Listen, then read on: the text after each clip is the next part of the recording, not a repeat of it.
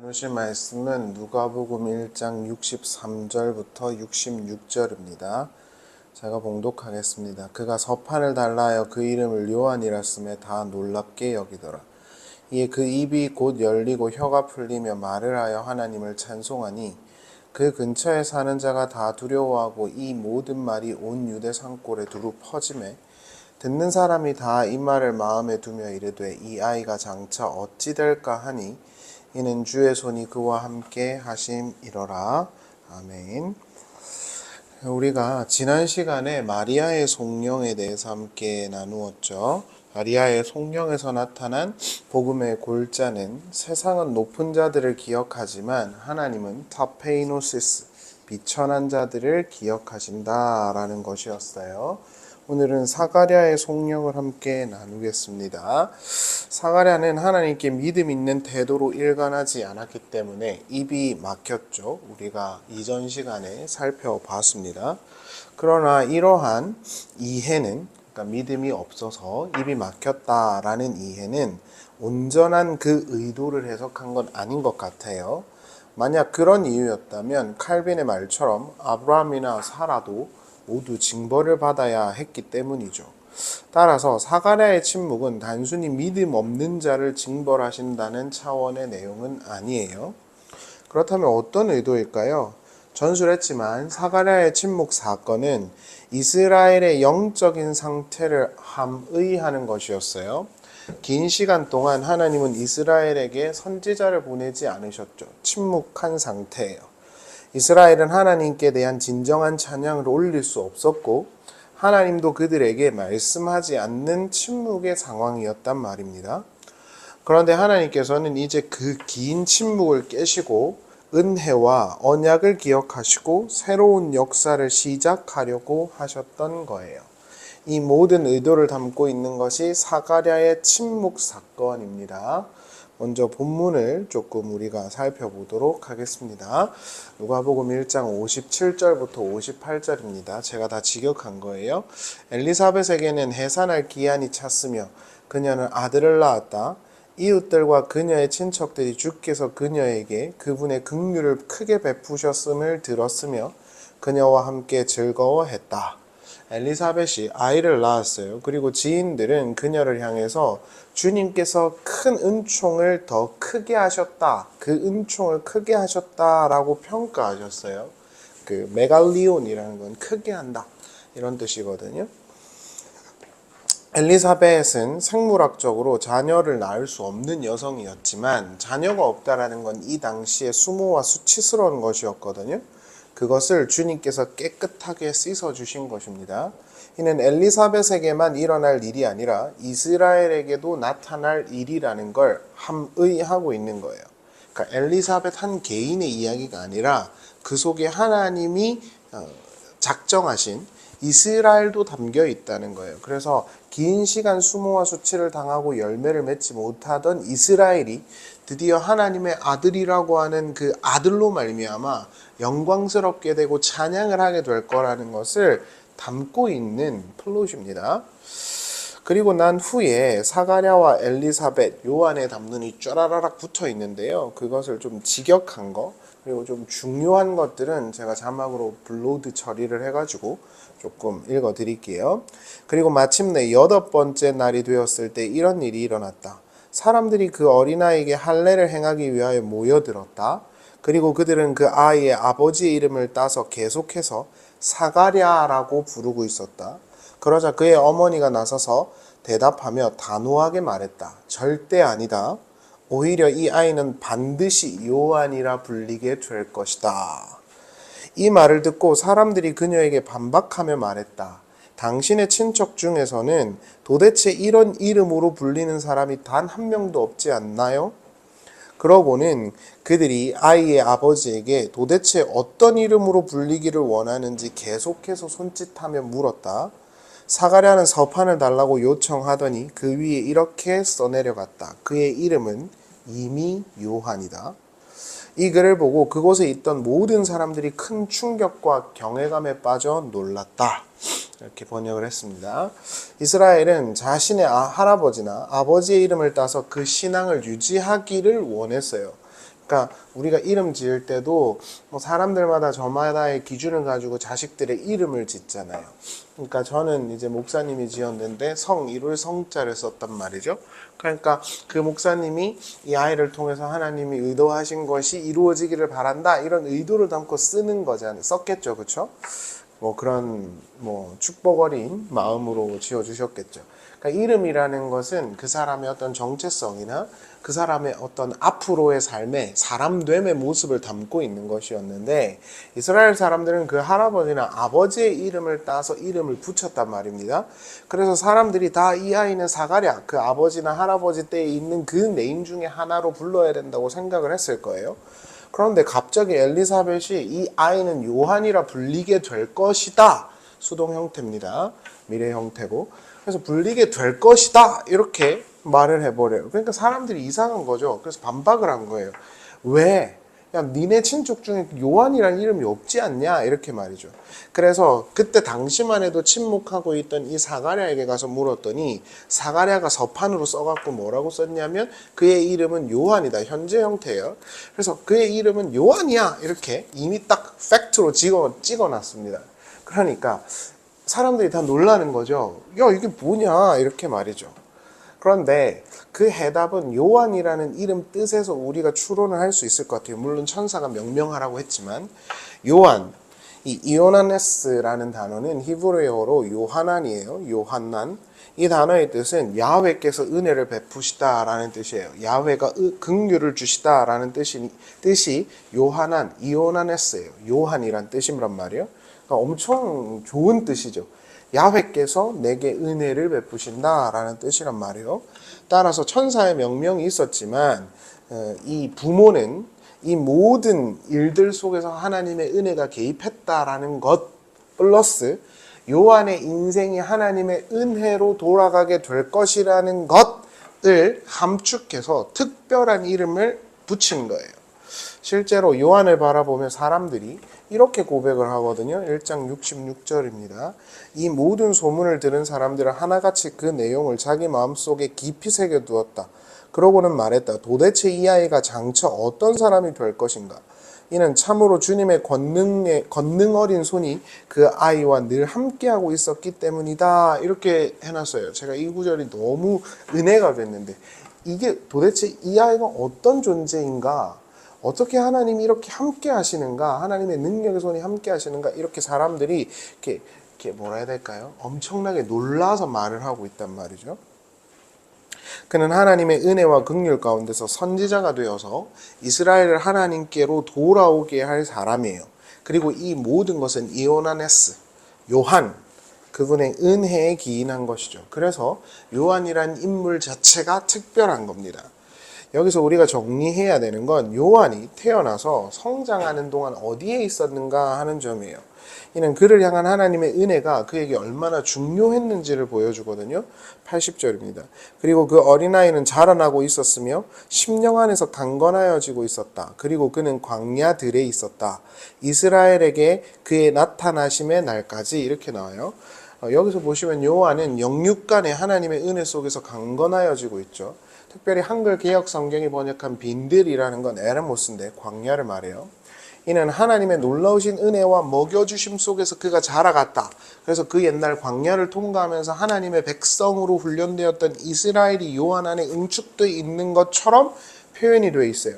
실제로 누가복음 3장 2절에서 요한이 처음으로 사역을 시작할 때 하나님의 말씀이 임하는데 그때도 빈들, 에레모스, 광야에서 하나님의 말씀을 듣게 돼요. 또한 주님께서 누가복음 7장 24절에서 광야에 요한을 보러 많은 사람들이 갔다라고 말을 했거든요. 그래서 요한이라는 사람 자체가 세상과 단절된 상태에서 하나님의 은혜와 하나님의 은총으로 먹고 살아 자라가고 있었다라는 것을 보여주고 있어요. 하나님이 그를 나타내실 때까지 또한 나타난 이후에도 주로 그는 하나님이 먹여주시는 빈들에 있어야 했었어요. 예수께서 사역을 하시기 전에 광야로 들어가 시험을 당했는데 이것도 반드시 하나님의 은혜로 그들은 하나님의 먹여주심을 경험하고 배워야 한다라는 것을 함의하는 거잖아요. 다시 말해서 사람은 떡이 아니라 아버지의 말씀으로 살아가는 자들이라는 걸 배워야 했다. 그리고 그걸 너네가 배울 거다. 독자들인 너네도. 그렇게 전달하는 거거든요. 따라서 이 요한이라는 사람이 태어나는 순간부터 그가 죽는 순간까지 전부 다 하나님의 은혜로 그득그득 차 있단 말이죠. 하나님이 함께 하셨단 말입니다. 그래서 이러한 그의 인생을 전부 다 요한이라고 불릴 거야 라고 엘리사벳이 예언처럼 해놓은 것이라고 추론함이 맞겠죠. 또한 이러한 네이밍은 우리 독자들에게도 동일하게 적용이 되겠고요. 각설하고 사가랴의 성령을 우리가 조금 살펴봐야 되는데, 사가랴의 성령의 컨셉은 역전이에요. 마리아의 컨셉도 역전이었죠. 낮은 자를 높이시고 높은 자를 낮추시고, 빈 자를 채우시고 가진 자를 이렇게 empty, 비워버리시고, 이게 이제 마리아의 성령의 코어였는데, 사가랴의 성령의 코어도 컨셉도 역전입니다. 그러니까 역전의 하나님 이렇게 될 수가 있는 거죠. 마찬가지로 사가랴의 성령도 한 개인의 수모와 수치를 영광스럽게 하시는 하나님께 대한 찬양, 그 역전에 대한 플롯으로 가득 차 있고, 이건 사가랴에게 국한되는 게 아니라 이스라엘, 더 나아가서 하나님의 백성들의 고백일 것임을 추론하게 하죠. 누가복음 1장 78절입니다. 우리 하나님의 긍휼하신 마음으로 인함이라. 이로써 돋는 해가 위로부터 우리에게 임하여 그 빛은 어둠과 죽음의 그늘 속에 앉아있는 자들에게 비치고 우리 발을 평강의 길로 인도하시리로다. 이렇게 나와요. 그러니까 사가랴가 하나님이 나를 구원하시고 나의 수모와 수치를 거두어 주셨다라고 찬양을 하면서 동시에 이스라엘을 언급하거든요. 그러면서 이스라엘을 하나님께서 속량하시고 구원하심으로 말미암아서 그들을 높이시고 영광스럽게 하셨다는 걸 붙여놓는단 말이죠. 따라서 사가랴, 마리아 이들의 속령 자체가 그 한 개인의 어떤 신앙 고백이 아니라 이스라엘 백성들, 그리고 영적인 그 백성들, 그 신자들 공동체 안에서 터져나올 선언이라는 걸, 그 신학과 신앙의 함의라는 걸 이렇게 붙여놓은 것입니다. 여기서 보시면 사가랴는 어둠과 죽음의 그늘에 앉은 자에게 하나님의 찬란한 해가 비치고 하나님의 긍휼하신 그 마음이 죄 가운데 있는 이스라엘을 구원하셨다라고 말을 하고 있어요. 따라서 사가랴의 성령은 결국 죽음과 저주의 그늘에 있었던 이스라엘과 인류를 하나님이 잊지 않으시고 긍휼하심 속에서 그들을 건져내실 것임을 예언하는 것이고, 동시에 그 과정 속에서 신자들이 하나님을 찬양할 것이라는 것을 보여주는 거예요. 이것이 명백한 역전인 것이죠. 그리고 그 역전의 핵심을 관통하는 것은 당연히 예수 그리스도입니다. 그리고 그 예수 그리스도를 예언하기 위해서 온 자가 세례 요한인 것이고요. 그래서 이러한 철저한 프로세스와 신학과 신앙 고백이 담겨 있는 것이 베네딕투스, 이 사가랴의 찬송인 겁니다. 1장 68절을 보시죠. 찬송하리로다 주 이스라엘의 하나님을, 왜냐하면 그가 자기 백성을 돌아보셨으며, 사실은 방문하셨다가 맞아요. 그의 백성을 위하여 속량을 이루셨기 때문이다. 여기서 보시면 그 한글개혁 성경은 돌아보셨다라는 그렇게 번역을 했는데, 그거에 상응하는 헬라 단어가 에페스케사토예요. 에페스케사토. 이게 그 킹 제임스 버전으로 보면 비짓이라고 되어 있거든요. 비지트. 이렇게 방문한다라는 뜻이에요. 하나님께서 그들을 구원하셨다, 이렇게 방문하셨다, 이런 뜻이에요. 하나님께서 그들을 돌보셨다라는 뜻일 수도 있지만, 어둠과 흑암 가운데 있는 자들을 찾아오셨다, 이런 뜻이 들어와 있는 거예요. 사가랴는 아직 그리스도를 보지도 않았는데 다 부정과거 시제로 붙여놨습니다. 그리스도께서 이 땅에 오시는 것은 하나님이 이스라엘을 버리지 않으셨다라는 것에 대한 분명한 표현이고, 하나님이 영원히 이스라엘과 함께 할 것이라는 표현으로서 부정과거로 이미 이루어진 일로 사가랴가 박아서 고백을 하고 있어요. 다 부정과거 시제란 말이에요. 사가랴의 성령은 단순히 감정적인 고백이 아니에요. 아들 주셨으니까 할렐루야 이런 게 아닙니다. 구약 속에서 일어난 속량과 언약에 관한 충분한 고찰을 그가 담고 있고, 그것을 터뜨린 거예요. 여기서 한 가지 첨언하자면, 하나님 그 예수 그리스도를, 이 초림하시는 그리스도를 만나고 또 그분과 관련되어 있는 사람들은 대부분 하나같이 언약에 능통했어요. 그러니까 이게 굉장히 중요한 건데, 하나님의 말씀과 하나님의 뜻과 하나님의 그 약속에 대한 통찰력이 굉장히 있는 사람들이에요. 마리아도 나사렛이라는 동네에, 진짜 이름도 없는 동네에 그냥 가난한 여성에 불과했지만, 그녀가 터뜨렸던 성령을 보면 아주 신학적으로 고찰이 있었잖아요. 사가랴도 마찬가지입니다. 이걸 통해서 우리가 한 가지 추론할 수 있는 건, 하나님과 관련되어 있는, 하나님의 언약과 관련되어 있는 것에 대한 관심이 있는 자들 있잖아요. 그러한 이해와 그러한 통찰력이 있는 자들이 있잖아요. 그런 사람들이 결국 그리스도의 다시 오실 그리스도를 가장 먼저 보게 될 것이라는 추론과 해석을 할 수도 있는 거예요. 왜냐? 하나님의 언약과 무관했던 사람들은 그냥 들러리라니까요. 이름도 빛도 없어도 마리아가 여종이라고 자기를 계속 칭하면서 그 송영을 올려드린 걸 보면 마리아는 분명히 구약의 하나님에 대한 이해가 있었을 것이거든요. 그러한 고찰과 기대를 갖고 있는 사람들이 그리스도를 만난 겁니다. 사가랴도 마찬가지죠. 69절부터 75절을 읽어드릴게요. 그리고 그가 우리를 위하여 구원의 뿔을 일으키셨으니 그의 종 다윗의 집안에서 이루신 것이라. 이것은 그가 예로부터 영원 전부터 그의 거룩한 선지자들의 입을 통하여 말씀하신 바와 같으니 우리 원수들로부터의 그리고 우리를 미워하는 모든 자들의 손으로부터의 구원이라. 우리 조상들에게 긍휼을 베풀기 위하여 그리고 그의 거룩하신 언약을 기억하기 위하여. 직독직해라, 이렇게 문장이 조금 어색하실 수도 있어요. 이것은 우리 조상 아브라함에게 그가 맹세하신 그 맹세이니 우리로 하여금 원수들의 손에서 건져냄을 받아 두려움 없이 그를 섬기게 하려 하심이라. 거룩함과 의로움 안에서 우리의 생애의 모든 날 동안 그분 앞에서 그렇게 하리라.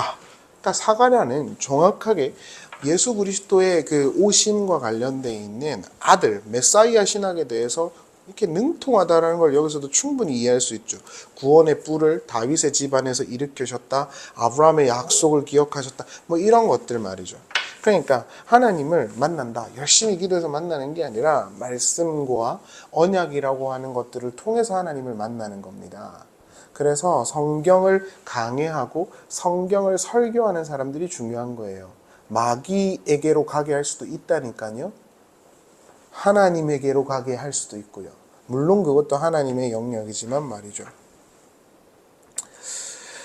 하나님은 선지자들에게 예언하셨던 그 모든 예언을 이루셨어요. 그리고 죽음과 어둠 속에서 하나님과 멀리 있던 자들을 찾아가셨어요. 방문하셨죠. 그리고 그들을 초청하셨죠.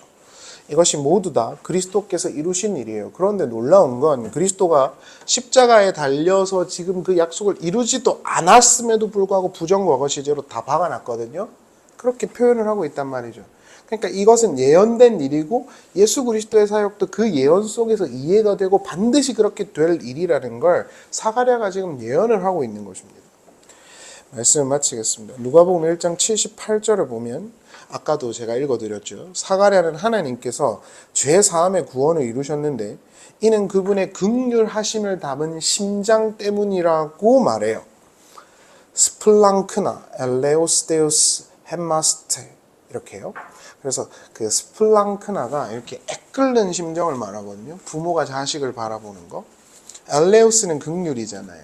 그래서 하나님의 그 애끓는 심장 때문에 그 죄 가운데 죽음과 어둠의 그늘 가운데 있는 이스라엘을 그냥 두고 보실 수가 없어서 구원의 사역을 시작하셨다라는 거예요. 그리고 어둠 가운데 있는 자들에게 아나톨레, 찬란한 빛을 비춰주셨다. 이게 사가랴가 지금 자기의 아들 세례 요한의 그 탄생을 보면서 하나님께 하고 있는 송영이고 찬송인 것입니다. 하나님이 살아계시다는 증거는 어디 있을까요? 그를 의지하고 살아갈 수 있다는 증거는 어디 있습니까? 뭐 예를 들어서 기도를 하다가 응답을 해주셨다. 뭐 수련회 집회를 하는데 방언이 터졌다. 뭐 아팠는데 병이 나았다. 뭐 그런 겁니까? 뭐 물론 그것도 제가 폄하할 생각은 없지만 그것이 있을 수도 있고 없을 수도 있잖아요. 그럼 그때마다 있다 없다 할 겁니까? 하나님 아버지가 살아계시고 우리 모든 신자들의 소망이 되신다는 증거는 그리스도입니다. 예수 그리스도요. 예수 그리스도께서 언약대로 이 땅에 오셔서 구원의 뿔이 되셨기 때문에 우리는 하나님의 일관된 사랑을 의지할 수 있습니다. 다른 건 없어요. 기도를 했는데 오늘 하나님께서 너무 나에게 사업에 일거리도 많이 주시고 돈도 나한테 많이 주셨다. 너무 좋은데? 근데 그 다음날 눈 떠서 기도했는데 또 안 됐네. 그럼 하나님 뭐 하지? 이거는 신앙이 아니라고요. 컨스턴트가 없잖아요. 일관성이 없어요. 그런 건 신앙이 아닙니다. 그냥 점치는 거지. 진짜 일관된 신앙이라는 건 어떤 내 삶에 일어나든지 간에 뚜벅뚜벅 약속대로 그리스도를 주신 그 아버지 하나님을 보는 것, 그리고 그걸 굳게 붙드는 거거든요. 삶의 어떤 컨디션이 되더라도 말이죠. 그래야 우리가 결국에는 그 신자로서의 삶을 살 수 있는 거예요. 일관된 아버지를 보면서. 그게 신자의 어떻게 보면 퀄리티잖아요. 삶의 어떤 질이잖아요. 그렇죠? 그것을 사가랴가 지금 고백하고 있는 거예요. 그래서 죽음과 어둠의 그늘 가운데 있던 이스라엘에게 아나톨레, 찬란한 빛을 주셨다. 그리스도로 말미암아 세계가 갈수록 어려워지고 있죠. 세상이 어두워지고 있는 것 같아요. 그러나 우리에게 아나톨레는 새벽빛이란 뜻이잖아요. 새벽빛을 주시는 하나님께서 애끓는 심정으로 우리를 보고 계시고 우리와 함께하고 계시다는 걸 기억하십시오. 그리고 그 증거가 흔들릴 때마다, 내 삶을 보면서 그 믿음이 흔들릴 때마다 우리를 향하여 오신 그 구유에 누이신 그리스도를 보십시오. 그것이 우리에게 위로와 기쁨의 근원이 될 것입니다. 저는 누가복음 1장 마지막 이 이야기를 통해서요, 우리에게 이 선언이 한 번 더 들려지기를 바라요. 그건 뭐냐면, 이 사람들이 어떻게 될 것인가? 네가 어떻게 될 것인가? 하나님의 권능의 손이 이리 함께 하시는데. 기도하시겠습니다. 하나님 아버지, 우리에게 죽음과 저주의 그늘에서 찬란한 빛으로 가게 하시기 위해 그리스도를 주셨음을 믿습니다. 그리스도 안에서 그 사랑과 그 은혜를 누리는 우리가 되게 해주시옵소서. 세상은 갈수록 더 어두워집니다. 그러나 우리에게 아나톨레, 새벽빛이 되시는 그리스도께서 계시기에 우리는 빛을 향해서 나아갈 줄 믿습니다. 부족한 저도 날마다 불안과 의심과 부정적인 생각이 늘 제 마음속에 있지만 그 어둠이 아니라 우리의 빛이 되시는 그리스도를 향하여 걸어가는 저와 우리 모두가 되기를 소원합니다. 아버지 하나님 늘 함께하여 주시옵소서. 예수님의 이름으로 기도합니다. 아멘.